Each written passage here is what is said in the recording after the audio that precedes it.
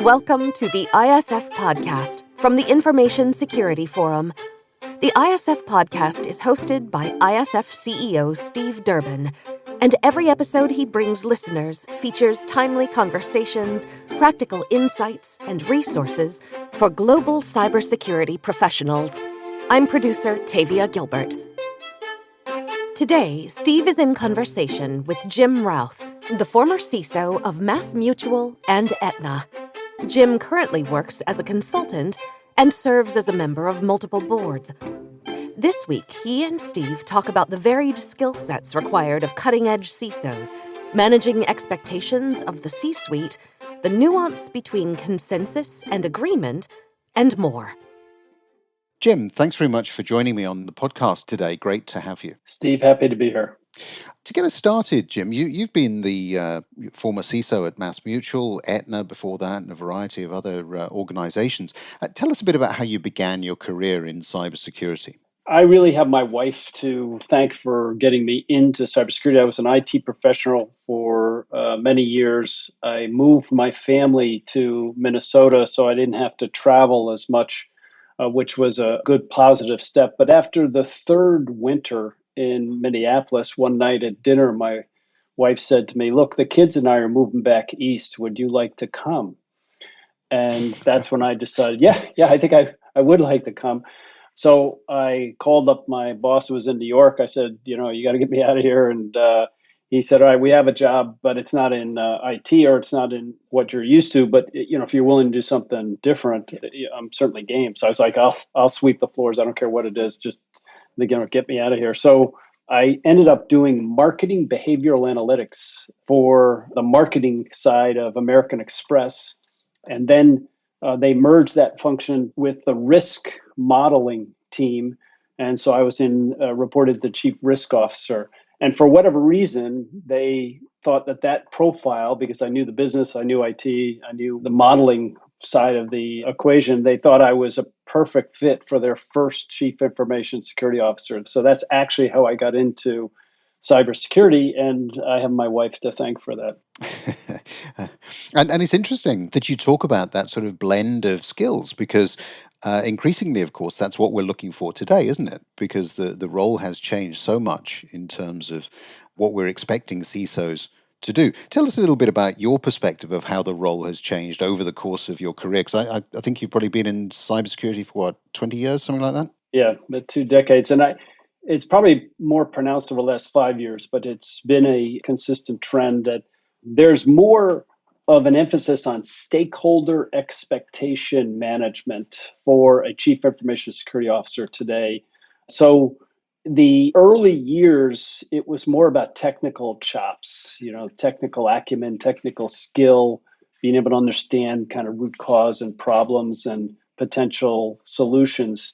But more and more, the CISO is a business leader that has to put cybersecurity into a business context to achieve cyber resilience across the enterprise. And that involves influencing behavior really across all employees, and certainly starting with the leadership team of peers, which is really the CEO and the direct reports. And so the softer skills are more paramount today than they ever have been. And I'll give you an example of that. In the first CISO role that I had, the CEO and the CEO's direct reports had an expectation of me to be the subject matter expert and technical expert in cybersecurity. And so I played that role, and I thought I was meeting expectations of my stakeholders, which I was. The problem is the job of a CISO, certainly a transformational CISO, is not necessarily to meet the expectations of your stakeholders. It's to manage the expectations of your stakeholders. So I was successful in putting a budget together, putting a new information security strategy together, and getting resources to get deployed. But what happened during the process is when the budget planning process kicked off, my priorities were delegated and literally downplayed. And the reason for that is I was acting as a subject matter expert and telling people what the top risks were for the enterprise and telling them what we need to do. And they just dismissed that when there was any kind of competitive pressure or economic conditions or that forced, pressure on the business. They ignored that because they were really delegating, the choices and options of how to allocate scarce resources to the subject matter expert. So I learned a very tough lesson, which is that the CISO can't be the subject matter expert because subject matter experts can't facilitate consensus in the executive team. Why? Well, you have to have some demonstration of impartiality or unbias in order to be successful in facilitating consensus. Now, when decisions are made with an executive team that are consensus oriented, they adhere. They withstand the pressures of multiple decisions down the road, and there's consistency. And so to drive a agenda of cyber resilience within the context of the business strategy, you've got to be a facilitator. To be a facilitator, you have to be neutral. To be neutral, you can't be a subject matter expert. That's an example of the softer skills that are much more paramount today than they were 20 years ago. And I think that's a great example that will really strike a chord with a lot of people listening to this today, because, of course, we are going through a period of intense economic pressure from a security standpoint. Very many CISOs talking to me at the moment about how tough it is trying to get the budgets that they need. And I have a sneaky suspicion that some of them are in that subject matter expert position that you've just talked about. So how can a CISO who is, and let's face it, a very good subject matter expert in a lot of instances, how can they get hold of some of those soft skills, but also change the perception of the executive team to get into that sort of role that you were just outlining there? I think there are two fundamental things. There's probably more that are important, but two that I'll highlight. And the first is that meeting facilitation or facilitating a planning session is a skill set, and it's a learned skill set. And there are techniques that are readily available that can be applied to demonstrate that skill set. So there's plenty of material. For instance, there's actually 6 levels of consensus, and none of them represent agreement. Mhm. So if you ever hear a senior executive say, I want to get agreement on this issue, this project, this program, this business case, whatever it is, that's actually not really achievable because you have a lot of talented professionals from different perspectives, and they're not going to agree on everything. As a matter of fact, they were chosen because they don't necessarily agree. That's what gives them the ability to make a significant contribution to the enterprise. However, you can achieve consensus. So the fourth level of consensus, as an example, is I don't agree with this conclusion. I've shared my perspective and rationale for why I don't agree with this conclusion. However, within the context of this team, which I have confidence in, I'm going to support this decision because I think it's in the best interests of the enterprise. And I think this team can represent that. So I'm going to support this decision. Now, I don't agree with it. I've shared my disagreement with it, but I'm going to go along and support it. So when we leave this room, I will be 100% in support of this decision that we've made because I've expressed my view. You've heard my perspective. You've acknowledged that, but I've decided to defer the wisdom of the group. Now, that is consensus, but it's not at all agreement. As a matter of fact, it's as far from agreement as you can get. Right. But that's an example of where you can use techniques to drive facilitation to ultimately achieve consensus.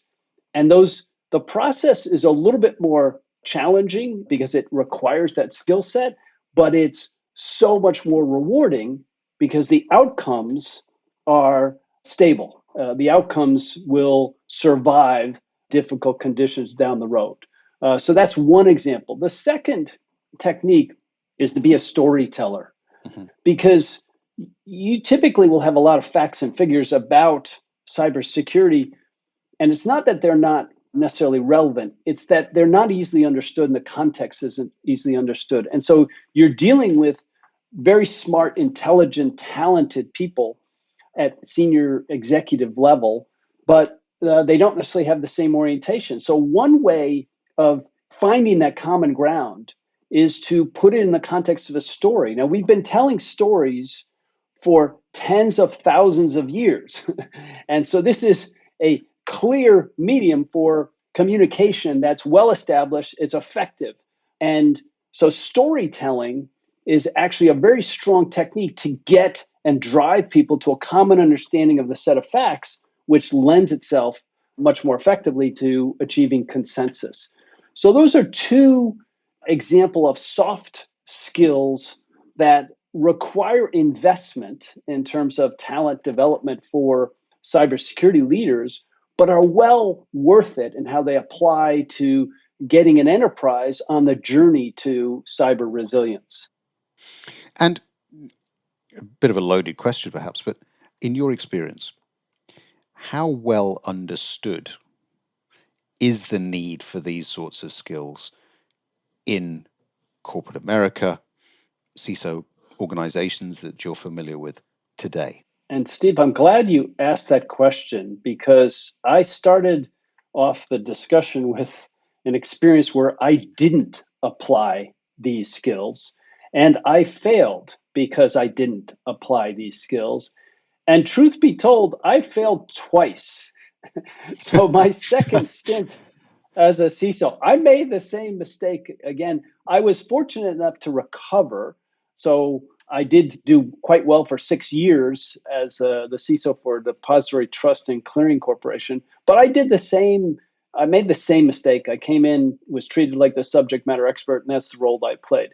And so I learned the hard way. Now, the point here is that this isn't written down anywhere. Like if you did a Google search on cybersecurity best practices, I don't think you'd find this. I don't think it'd be on the list. I certainly was never told this. I would never saw it written down anywhere. I learned this the hard way, and I was young enough in my cybersecurity career that I wasn't wedded to past practices. So I was willing to try new things. And that's really what allowed me to survive.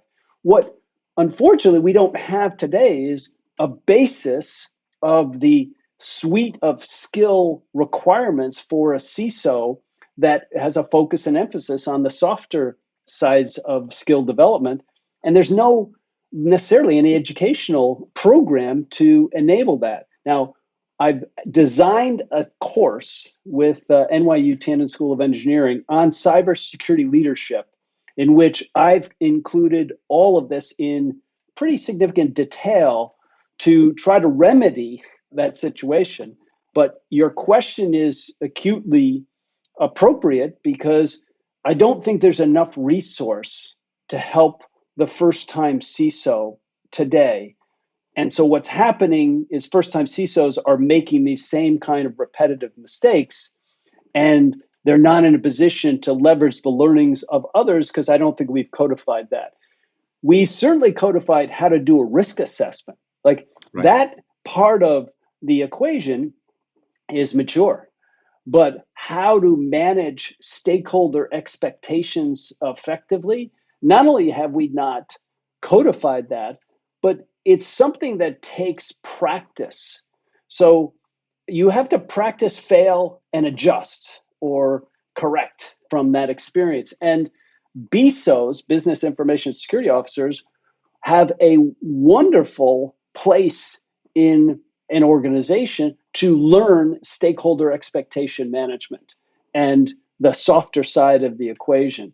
And that's necessary to groom and develop transformational cybersecurity leaders of tomorrow because the emphasis on the softer skills. But Steve, your question is spot on in that we cybersecurity professionals and leaders have to recognize that the retooling I'm talking about in terms of the softer skills, there are resources available and there are talent development opportunities available, but we have to be cognizant of that and we have to get the word out. And I'm hopeful that maybe ISF can help with that.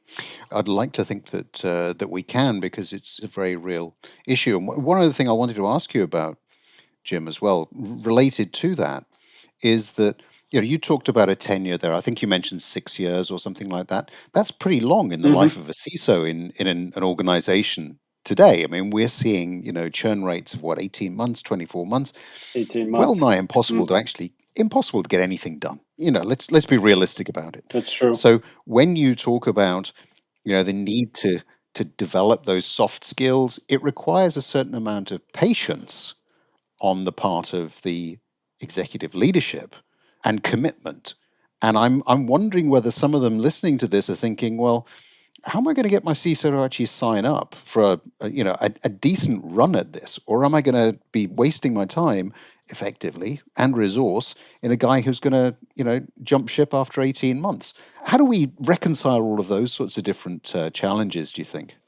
Well, I think you're absolutely kind of laser-like focused on the right part of the problem, which is transformational cybersecurity leadership doesn't happen in the short term. Like, it doesn't happen in 3 months. It doesn't happen in 6 months. It doesn't happen in a year. At minimum, it's an 18-month to 2-year journey in the best of circumstances. And often it's longer than that. And when I'm talking about transformational leadership like that, I'm talking about changing the culture of the enterprise to embrace the positive practices of resilience, which starts with actually knowing what the facts are. Now, that may sound pretty basic, but there are a number of large enterprises that have a lot of machinery, a lot of political wherewithal, and a lot of process to camouflage the facts.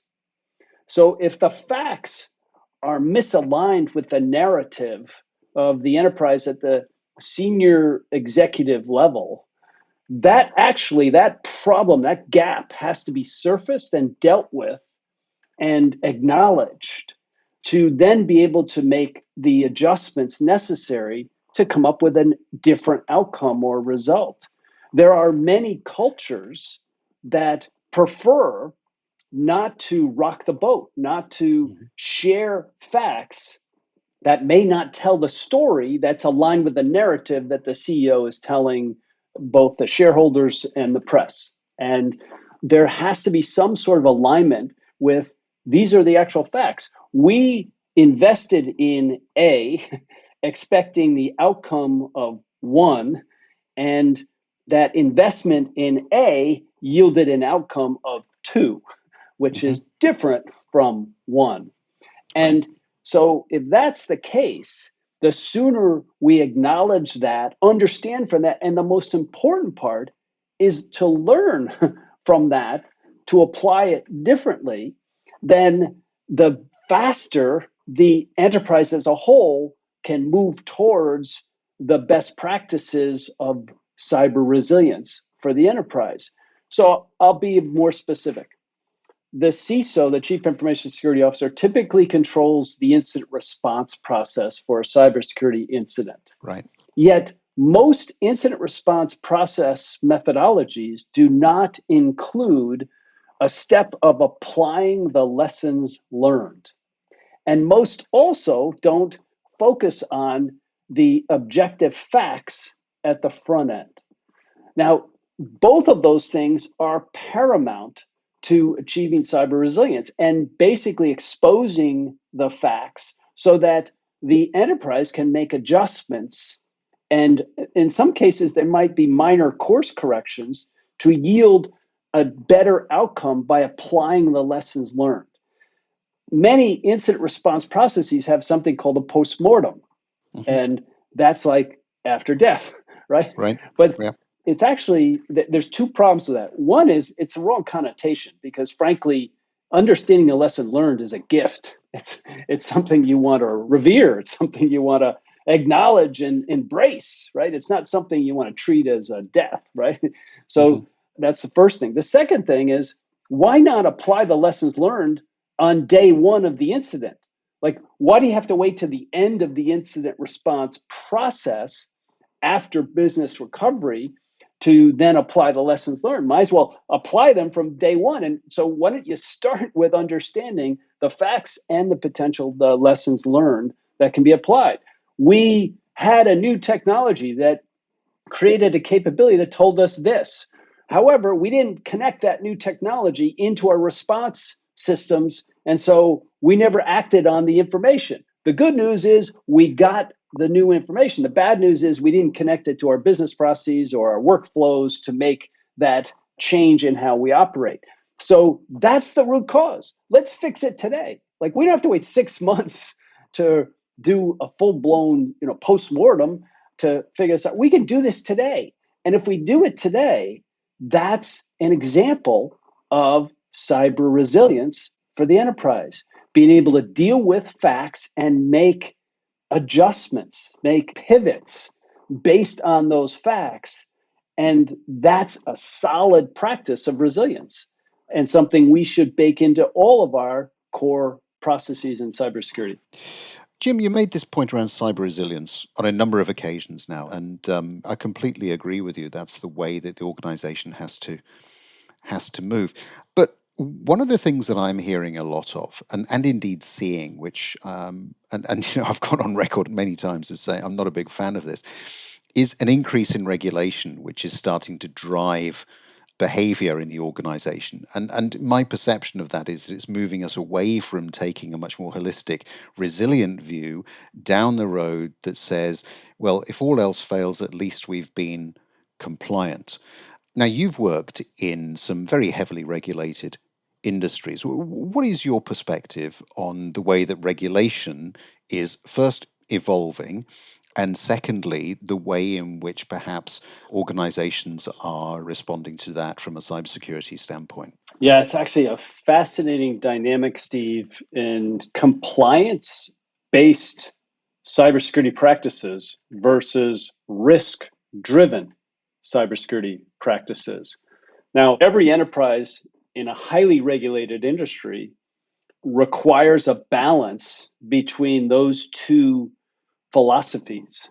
However, if you go exclusively to one or the other, you never achieve resilience for the enterprise.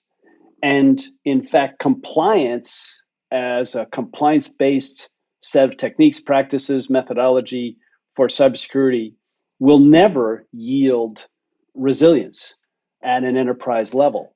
And the reason for that is twofold. One is the drivers of compliance, which are regulations, are lagging indicators. Those lagging indicators are identified after the threat actor has adjusted their tactics and had success within the enterprise. And usually the indication or the identification of the problem occurs years after the actual event. Because if the regulatory requirement comes out of a legislative process at any level, federal, state, and local level, that legislative process is like making sausages, and it takes time and effort, and mostly time. And so the net result is once the legislation has been approved, then the regulatory agencies have to figure out the enforcement mechanisms for that across the industries that are impacted through the existing enforcement mechanisms. And that also takes several years. So you're talking about a 3 to 4 year time frame for when the actual practices within an enterprise change if they're adhering to a compliance-based philosophy. So the net result is this lag time. And so if you want cyber resilience for your enterprise, you have to recognize that you change control capability and control design when threat actors change their tactics. And you consume that information through intelligence and make decisions about where to allocate your scarce resource for the highest risk. And that's risk-driven cybersecurity. You need an element of that on top of the compliance-based model, which is really responding to the regulatory changes, which are lagging indicators. So for true cyber resilience, you need both. And you have to be investing in adjustments to your control capability, control maturity, based on how threat actors are changing and adjusting their tactics. And that's much more shorter term in a period of months versus a period of years when it takes to establish regulatory requirements and the compliance baseline. And that, for me, is one of the elements of artistry that we're starting to see come into the successful CISO role now, that getting that balance right, being able to also convince executive leadership that that is the right way to go, or to your earlier point, at least getting consensus around it.